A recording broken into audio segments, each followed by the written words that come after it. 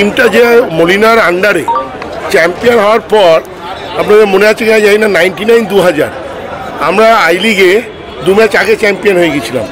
তারপর ইস্টবেঙ্গলের সাথে খেলা ছিল, আমরা ফাল্গুনির 2টো গোল করেছিল সেই ম্যাচটাতে, আমরা হেরে গেছিলাম। কমপ্লিসেন্সি চলে আসে 2টো ম্যাচ আগে চ্যাম্পিয়ন হয়ে গেলে। কিন্তু এই টিমটা এতটাই ম্যাচিওর এবং কোচ এতটাই ফোকাস রাখতে পেরেছে। আপনারা দেখেছেন আমরা চ্যাম্পিয়ন হওয়ার পর ক্লাব ফ্ল্যাগ তোলে, আমরা ফ্ল্যাগ তুলিনি, এবার চ্যাম্পিয়ন হয়েও ফ্ল্যাগ তুলিনি, আমরা ফ্ল্যাগ তুলব 10 তারিখ। কারণ কি, এই ফোকাসটাকে আমরা নষ্ট করতে চাইনি। বম্বে ম্যাচ খুব শক্ত ছিল, 2 গোলে লিড নিয়ে ড্র হয়েছিল, এই ম্যাচটা 2 গোলে জিততে পেরেছি। তো সেই জন্য এই ফোকাসটা নড়েনি এবং এইটাকে আমাদের কন্টিনিউ করতে হবে টিল আইএসএল কাপ, তবেই আমাদের পুরো সিজনটা শেষ হবে। গলাটা ধরে আছে, একটু ধরে আছে, হ্যাঁ ধরেছে, একটু চেঁচামেচি করলাম ভেতরে, তার জন্য একটু বেশি হয়ে গেছে মনে হয়। এই জয়টাকে মোহনবাগানের সাম্প্রতিককালের অন্যতম সেরা দল বলে মনে করি। দেখুন, দল পরপরই ভালো হচ্ছে, না হলে এই 3 বছর 4 বছর ধরে যে সাফল্য মোহনবাগান পাচ্ছে সেটা ঈশ্বরীয় সাফল্য। আইএসএল কাপ, ডুরান্ড কাপ, গত বছর আইএসএল শিল্ড, এবছর আইএসএল শিল্ড, এটা ঈশ্বরীয় সাফল্য। ভারতবর্ষের কোন ক্লাবে ছুঁতে পারবে?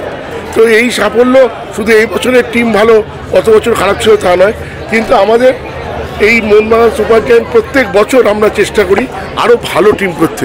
পরের বছরও সেটাই আমরা চেষ্টা করব, এর থেকেও আরও ভালো টিম করতে।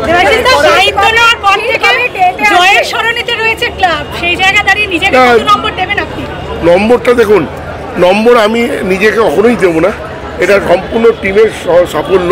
হ্যাঁ, আমাদের মোহনবাগানের গত 3 বছরে যদি দেখেন, শুধু ফুটবল নয়, হকি 22 বছর পর শুরু করে চ্যাম্পিয়ন, অ্যাথলেটিক্স 27 বছর পর স্টেট চ্যাম্পিয়ন, শুধু সাফল্যই সাফল্য মোহনবাগানকে ধরা দিয়েছে। এবং সম্পূর্ণ এখানে মিস্টার সঞ্জীব গোয়েঙ্কা অ্যান্ড যে কোম্পানি এবং ক্লাবের যে সমন্বয়, সেই সমন্বয়ের সাফল্য। এবং আজকে আমাদের মধ্যে যে পারস্পরিক আন্তরিকতা আছে ক্লাব এবং কোম্পানির মানুষজনের মধ্যে, সেটা কিন্তু আমার মনে হয় অন্য ক্লাবেদের শিক্ষণীয় বিষয়।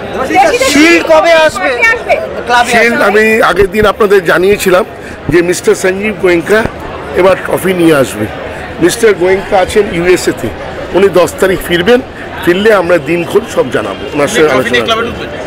উনি ট্রফি নিয়ে ক্লাবে আসবেন। দেবাশিস দা, আরেকটা শেষ প্রশ্ন, ঈশ্বরীয় সাফল্য এবারে আইএসএলেও, তারপরেও 10 তারিখে আমরা ফ্ল্যাগ তুলবো 4:30-র সময়। প্রতিবেশী ক্লাব বা অন্যান্য ক্লাব বলেছে, রেফারি নিয়ে প্রশ্ন তুলেছে, আজকে একটা গোল বাতিল হলো, তারপরেও কি বলবে যে মোহনবাগান রেফারি অ্যাডভান্টেজ? আমরা একদম রেফারি কিনতেই পারছি না, লাস্ট কিছু ম্যাচ হয়ে গেছে, রেফারি কিনতেই পারছি না, গোল বাতিল হচ্ছে, রেড কার্ড দেখাচ্ছে, ইয়েলো কার্ড দেখিয়ে দিচ্ছে, আমরা তো একদম রেফারি নিয়ে পাচ্ছি না। আমাদের ভীষণ ব্যর্থতা চলছে এই দিকটাতে।